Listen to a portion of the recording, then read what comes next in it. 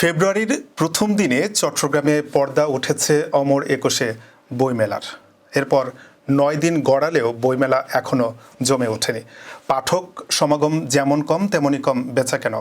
প্রকাশকরা জানান ক্রেতারা বই না কিনে শুধু ছবি তুলে চলে যান। তবে আয়োজকরা বলছেন দিন যত যাচ্ছে ততই জমে উঠছে বইমেলা।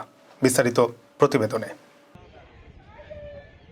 চট্টগ্রাম নগরীর কাজীর দেউরি এলাকার এম এ আজিজ স্টেডিয়ামের জিমনেশিয়াম মাঠে এবারের বইমেলা চলছে। চট্টগ্রাম সিটি কর্পোরেশনের উদ্যোগ এবং চট্টগ্রাম সৃজনশীল প্রকাশক পরিষদের ব্যবস্থাপনায় আয়োজিত এই মেলা প্রতিদিন বিকাল ৩টা থেকে রাত ৯টা পর্যন্ত মেলা সবার জন্য উন্মুক্ত থাকে।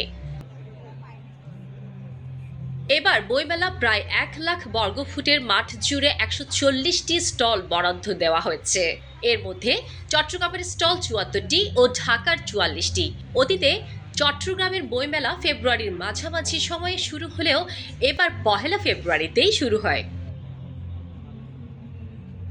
প্রকাশনী সংস্থার প্রতিনিধিরা জানান মেলায় পাঠকের সংখ্যা একদমই নগণ্য।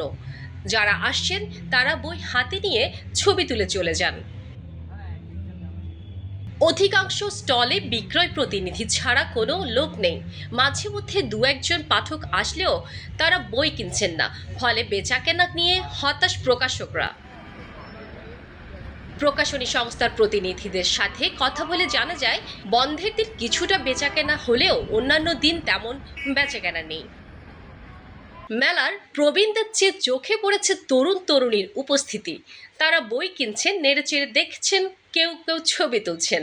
চট্টগ্রাম বই মেলার সমন্বয়ক মামুনুর রশিদ জানান ৩ দিন থেকে মেলা জমে উঠেছে। পাঠকরা আসছেন, বই কিনছেন। News desk, CVN TV, USA।